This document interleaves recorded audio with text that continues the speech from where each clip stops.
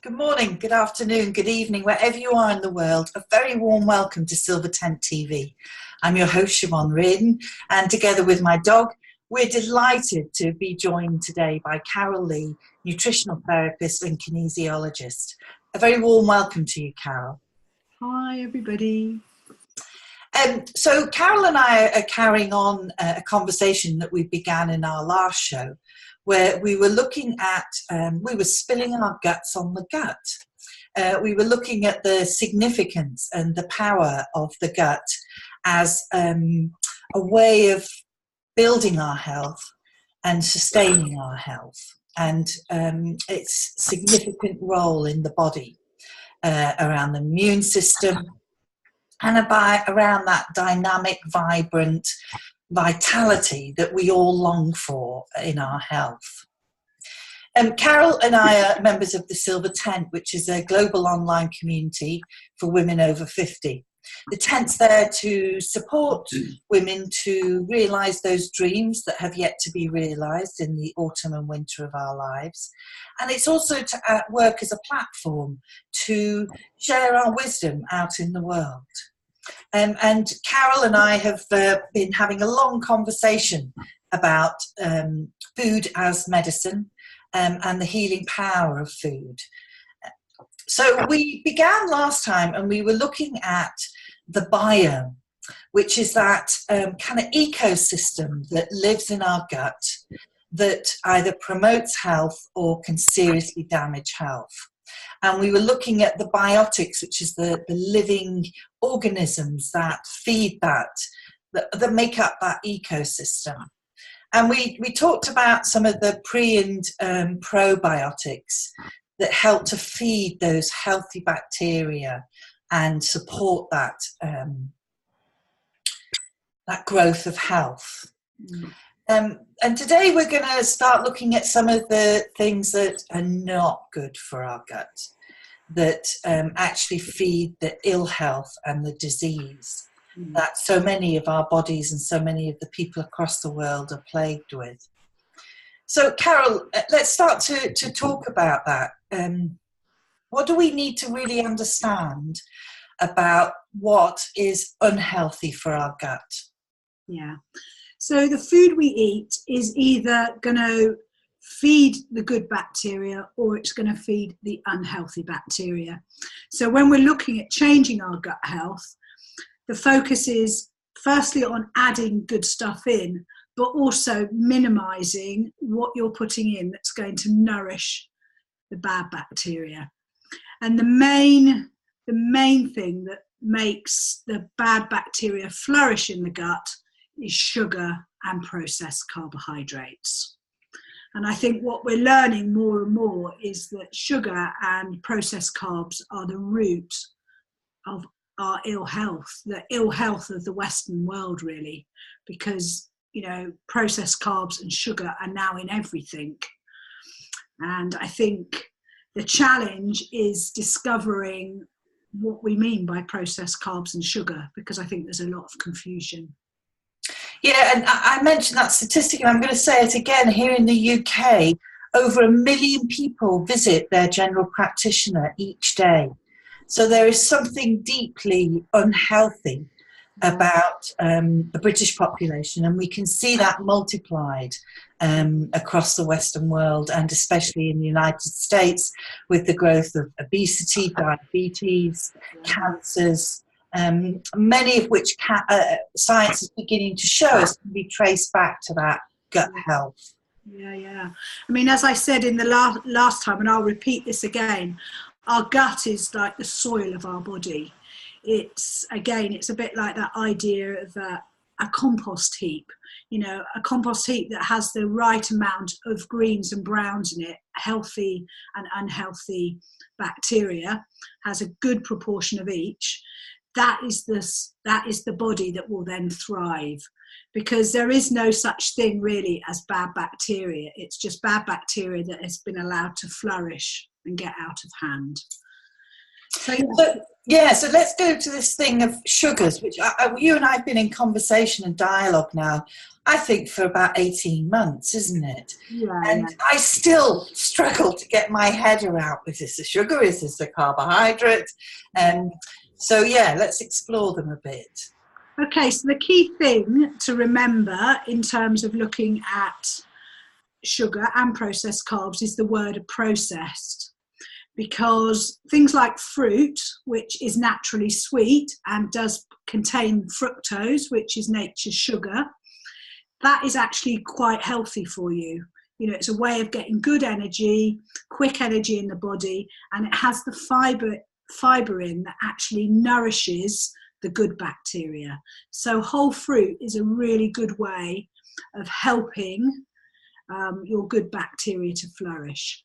But then what happens when we process that sugar, process fructose in particular, is that's when you go down the disaster route in terms of feeding the bad bacteria. Because what you don't have anymore is you don't have the fibre. You've extracted the sweetness out as a food flavouring or an additive for something. And, you know, it does all the things like, you know, raises your blood sugar, you know, and does all things that you don't really want to happen in the body, promotes the release of insulin, all that stuff. So anything that's been processed, any sugar that's been processed is not going to be great. And so we've been told that fruit's really healthy for us and really good for us, and we've seen the proliferation of smoothies in our supermarkets. yeah, I've always kind of questioned, partly because they're hydrogenated, so and pasteurized, and so I've kind of always questioned the health of that. But you seem to be saying there's something more that we need to be aware of about those fruit smoothies. In terms of fruit smoothies, what's happened is you've had a whole load of fruit. Like you'll read on the bottle, it'll say this, you know, small bottle contains 2 apples, a banana, 3 whatever, so 6 portions of fruit. Essentially, that's what the claims would be. But what we need to understand is, because that's been blended, the fiber's been broken, and it's been, as you say, pasteurized and made fit for market, so it lasts however long in that plastic bottle. That means that when it goes into the body, it's just going to be treated in the body as sugar. There is nothing useful in that. And yes, there probably will be some vitamins and minerals, but in terms of the payoff against how it's going to blitz your body and hit your body with sugar and hit your gut in terms of feeding those gut bacteria that love sugar, that's where it's going to go straight away, rather than whole fruit, which will actually come along with some fibre, which your good bacteria really, really love. So that's the deal in terms of fruit. I think that's some fairly shocking news for people that think drinking their innocent smoothie is innocent, and it's far from innocent. Absolutely. And then we also have things like the syrups that, you know, we may be led to believe are healthy for us, like the maple syrup, the honey, the date syrup, the brown rice syrup. Anything, you know, brown rice syrup doesn't look like brown rice. Date syrup doesn't look like a fresh date off the tree. You know, honey, yes, that is something that we've been having for thousands of years, but, you know, a small amount occasionally when we discover it in the forest, in the tree, and we're brave enough to stick our hand in and get stung, is very different to putting 2 teaspoons in our tea instead of sugar. Essentially, when we have those things, it's exactly the same as having table sugar in terms of what it does to the body and what it does to the gut. It still nourishes those bad bacteria in the gut. Wow. You often talk about dried fruit as well, not being necessarily the healthy alternative that we think it is. I think for a lot of people, and, you know, I can class myself in that people can sort of substitute raisins, apricots, dates as a quick sweet fix. And again, it's incredibly concentrated, because what's happened is the water that plumps up fruit naturally when it's whole has been removed. So the sugar is very, very concentrated. So we're really getting a sugar hit when we have that. In terms of, and the sugar hit is what isn't going to be great for the gut bacteria. But of course, because it's whole when it's dried, you will still get some fibre, which is good for the gut. So dry, the jury's out in terms of dried fruit. I personally wouldn't have it because of the sugar hit, but in terms of how it nourishes the gut bacteria, it's probably in the balance, because it has the sugar that is not so great, but it does have fibre still intact, and dried fruit is quite fibrous. So that's a good thing. Okay.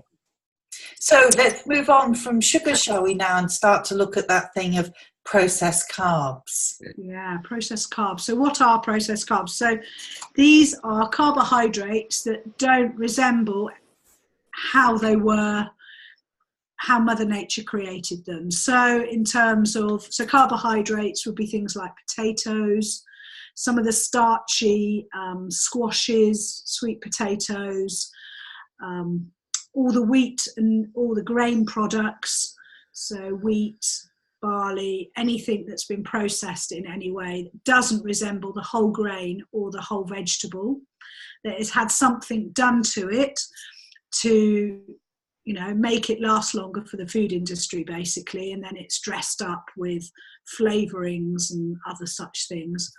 But in terms of when we eat those processed carbohydrates, they break down incredibly quickly in the body and essentially act as sugars in the system. So again, they are going to nourish those bad bacteria to really, really flourish. And I remember, I'm a pasta queen. This was kind of devastating for me, because pasta was such a part, and also basmati rice was another real part of my diet. And I really struggled with that. And I remember you talked about if I had to have pasta, then something like brown spelt would be a slightly better version. Slightly better. I mean, it's still processed. I mean, for basmati rice, rather than having the white basmati rice, you can have brown basmati rice. That has the whole grain in it. It has the husk that makes it, it's got that fibre that slows down the digestion. That means it doesn't just immediately go to sugar in the body. It does actually break down much more slowly. So, it can be a bit shocking. And in terms of, if you're just looking at nourishing your gut, and you're, a big part of my work is supporting people who feel they're addicted to sugar, as I was. But if you're not feeling that is the case, then, occasionally having white rice, occasionally having a snack of crisps on a Saturday night, it's going to be fine. It's about looking at what you eat day by day and seeing how much of that is made up of processed carbohydrates, and what we can then replace it with as in terms of whole grains or whole vegetables, that actually give us the fibre that allow the good bacteria to flourish. So it's about getting that balance. Generally, if we can eat really well 80% of the time, then our body is very accommodating. But what I would say is, if people are struggling with some chronic illness, either physically, emotionally, mentally, and they want to make some changes, then probably being tighter on what you give the gut is going to speed up your journey of healing much more. What's the other critical things that we need to really grasp about processed carbs, and things that we need to be looking at avoiding? So in terms of avoiding processed carbs, so anything that's been, so things like crisps, they've been fried as well as processed. A lot of those crisps that you get that are sort of reconstituted, stuck back into a particular curvy shape, particularly anything that's been excessively processed. The more processed it is, the further it is from how Mother Nature created it, the more alarm bells need to be going off in your head, and the more you need to be minimizing that. And things like white rice, again, I think that is not great, but occasionally some of that. So it's about thinking, where did it start off? Where has it ended up? How much processing has gone on in between that? What your gut doesn't want is heavily processed foods that are going to nourish the good bacteria. What it does want is lots of whole grains, whole fruits, whole vegetables that bring it lots of prebiotic goodies to nourish whatever good bacteria you've got already in that microbiome.